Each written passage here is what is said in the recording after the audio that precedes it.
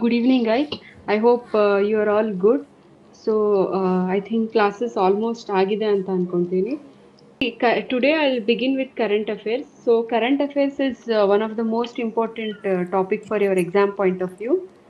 So ಏನಕ್ಕೆ important ಅಂತ ಅಂದರೆ nearly nearly 5 to 6 questions do comes from current affairs ಆಯಿತಾ. ಸೊ ಕೆಲವೊಬ್ರು ಏನು ಮಾಡ್ತಾರೆ ಅಂದರೆ ಕರೆಂಟ್ ಅಫೇರ್ಸಿಂದ like most of the students ಏನು ಮಾಡ್ತಾರೆ ಅಂದರೆ I'll take two categories of the students. See, some students will make, they will read all the resources. Newspaper ಓದ್ತಾರೆ, ಮ್ಯಾಗ್ಝಿನ್ಸ್ ಓದ್ತಾರೆ, ಯಾವ್ದ್ಯಾವುದೋ ಮ್ಯಾಗ್ಝಿನ್ಸ್ ಓದ್ತಾರೆ, ಮತ್ತು current affairs question paper solve ಮಾಡ್ತಾರೆ, ಏನೇನೋ ಮಾಡ್ತಾರೆ. ಬಟ್ ಯಾವುದೂ ಥರೋ ಆಗಿರಲ್ಲ ಆಯಿತಾ. ಸೊ ಆ ಥರ ಸ್ಟ್ರಾಟಜಿಗೆ ಹೋಗಿದ್ರೆ you won't clear the exam, because current affairs is very vast. You think this is important, you feel everything is important to read in current affairs, but that is not the way to clear the exams. Current affairs alli very strategic hogbeku.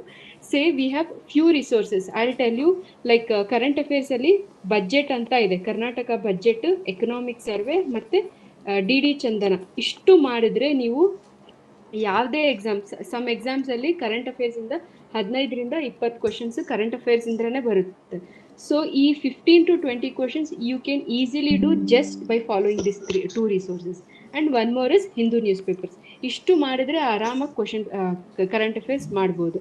So ನಿಮ್ಮ ಎಕ್ಸಾಮಲ್ಲಿ 6-7 questions ಬರುತ್ತೆ ಆಯಿತಾ. So this is deciding factor for your exams ಆಯಿತಾ. So this part you should not neglect. So ಈ 6-7 questions ಎಲ್ಲಿ ಬರುತ್ತೆ ಅಂದರೆ, ಒಂದು ಬಜೆಟಿಂದ ಬರುತ್ತೆ, ಬಜೆಟಿಂದ 3-4 ಕ್ವಶನ್ಸ್ ಬರುತ್ತೆ, ಇನ್ನು 2 ಕ್ವಶನ್ಸ್ ಎಕನಾಮಿಕ್ ಸರ್ವೆಯಿಂದ ಬರುತ್ತೆ, ಇನ್ನು 2 like 3-4 questions will come from the like Hindu newspaper ಇರ್ಬೋದು, ಅಥವಾ like some of the magazines ಓದಿದ್ರೆ, ಅಥವಾ ನಮ್ಮದು ಇನ್ಸ್ಟಿಟ್ಯೂಟ್ ಮೆಟೀರಿಯಲ್ ಓದಿದ್ರೆ that is more than sufficient. But for your exam point of view don't leave this part ಆಯಿತಾ. So budget 3-4 questions ಬರುತ್ತೆ. So ಈ ಒಂದು 200 ಪೇಜಸ್ ಇದೆ. ಸೊ ನಾವು ಒಂದು 20 ಪೇಜಸಲ್ಲಿ 20 ಅಥವಾ 30 ಪೇಜಸಲ್ಲಿ ನಾವು ಮುಗಿಸ್ಕೊಡ್ತೀವಿ. ಸೊ ಅದನ್ನು ಅದೇ 20-30 ಪೇಜಸ್ ಒಂದು 20 ಸತಿ ಓದಿದ್ರೆ you can aramse make 3 or 4 questions easily. So this 3 or 4 questions will either make you in or out of the list. So see, for this at least ಒಂದು 20 times ಓದಿ ಪ್ರತಿ ಒಂದು ಸೆಂಟೆನ್ಸ್ ಇಂಪಾರ್ಟೆಂಟ್ ಆಗುತ್ತೆ.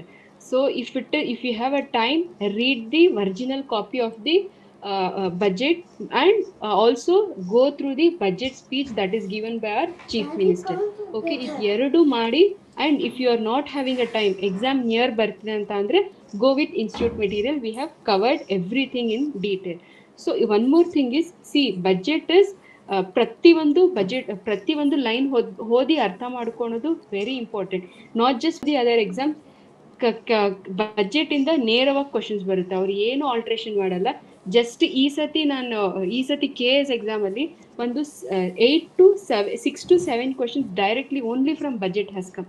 ಏನು change ಮಾಡಿಲ್ಲ, just ಏನು ಅದು like ಒಂದು ಲೈನ್ದು ಸ್ಟೇಟ್ಮೆಂಟ್ ತಗೊಂಡಿದ್ದಾರೆ, ಅದನ್ನು just true or false, statement 1 ಕರೆಕ್ಟಾ, ಸ್ಟೇಟ್ಮೆಂಟ್ 2 ಕರೆಕ್ಟಾ ಅಂತ ಸ್ಕೀಮ್ ಬಗ್ಗೆ ಕೇಳಿಬಿಟ್ಟಿದ್ದಾರೆ. So every line is important in your budget. If you have time, go through this budget and budget speech aita. So this budget will make you a rescue for your exam point of view. So don't leave this part. So let's come back to the budget.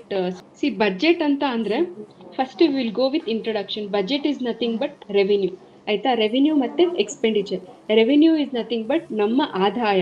Okay, so revenue is nothing but ಆದಾಯ, ಹೇಗೆ ನಮಗೆ income, government of ಕರ್ನಾಟಕಗೆ ಹೇಗೆ income ಬರುತ್ತೆ ಅಂತ ಅದನ್ನು revenue ಅಂತ ಹೇಳ್ತಾರೆ. Expenditure is nothing but ಆ ಆದಾಯವನ್ನು ಅವರು ಹೇಗೆ ಖರ್ಚು ಮಾಡ್ತಾರೆ ಅಂತ ಓದೋದು ಎಕ್ಸ್ಪೆಂಡಿಚರ್ ಅಂತ ಹೇಳ್ತಾರೆ. ಸೊ ಈ ರೆವಿನ್ಯೂ ಮತ್ತು ಎಕ್ಸ್ಪೆಂಡಿಚರ್ ಮತ್ತು ಇದನ್ನು ಕ್ಯಾಲ್ಕುಲೇಟ್ ಮಾಡೋದು 3 ವಿಧಾನದಲ್ಲಿ ಕ್ಯಾಲ್ಕುಲೇಟ್ ಮಾಡ್ತಾರೆ. ಒಂದು GDP ಅಂತ ಹೇಳ್ತಾರೆ, ಇನ್ನೊಂದು GNP ಮತ್ತು ಇನ್ನೊಂದು NNP ಅಂತ. So GDP, I think you'll be knowing about GDP. GDP is nothing but overall value of the goods and services. ಒಂದು ಯಾವುದಾದ್ರೂ ಒಂದು ವಸ್ತುದು ಓವರ್ ಆಲ್ ವ್ಯಾಲ್ಯೂ ತಗೊಳ್ತಾರೆ. Say for an example rice ಅಂತ ಅನ್ಕೊಳ್ಳಿ, ರೈಸಿಂದ ಹಲವಾರು ವ್ಯಾಲ್ಯೂ ಆಡೆಡ್ ಪ್ರಾಡಕ್ಟ್ಸ್ ಮಾಡ್ತಾರೆ. So ಎಲ್ಲ ವ್ಯಾಲ್ಯೂ ಆಡೆಡ್ ಪ್ರಾಡಕ್ಟ್ಸ್ದು ವ್ಯಾಲ್ಯೂ ತಗೊಂಡು ಅದನ್ನು ಅದನ್ನ ಲೆಕ್ಕ ಮಾಡ್ತಾರೆ. ಸೊ ಅದನ್ನ ಎಲ್ಲ ವಸ್ತುಗಳಿಗೆ ಆ ತರ ವ್ಯಾಲ್ಯೂ ಮಾಡುವುದೇ ಅದನ್ನ ಜಿ ಡಿ ಪಿ ಅಂತ ಹೇಳ್ತಾರೆ.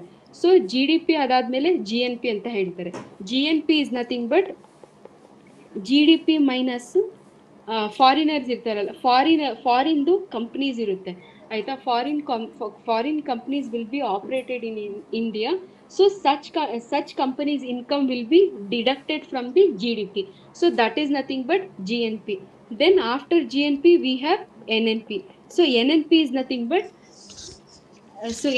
nothing but GNP minus depreciation. I think depreciation you'll be knowing. Depreciation ಏನಂದ್ರೆ ಒಂದು ಹಳೆ ವಸ್ತುಗಳ ವೇರ್ ಅಂಡ್ ಟೇರ್ ಅಂತ ಹೇಳ್ತಾರೆ. ಸೊ ಅದನ್ನ ಡಿಪ್ರಿಸಿಯೇಷನ್ ಆಗಿಬಿಟ್ಟು ಅದನ್ನ ವ್ಯಾಲ್ಯೂ ತಗೊಂಡು ಬರ್ತಾರೆ. ಸೊ ಅದನ್ನ NNP ಅಂತ ಹೇಳ್ತಾರೆ. ಸೊ ಎಕ್ಸಾಮ್ ಅಲ್ಲಿ ಜಸ್ಟ್ ಕೇಳ್ತಾರೆ ಜಿ ಡಿ ಪಿ ಅಂದ್ರೆ ಏನು, ಜಿ ಎನ್ ಪಿ ಅಂದ್ರೆ ಏನು, NNP ಅಂದ್ರೆ ಏನು ಅಂತ. So just a very basic information. Do remember what is GDP, GNP and NNP.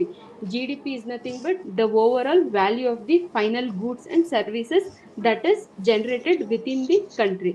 Aita. So GNP is nothing but GDP minus the income earned by the foreigners within our country, within our frontier boundary. That is nothing but GNP.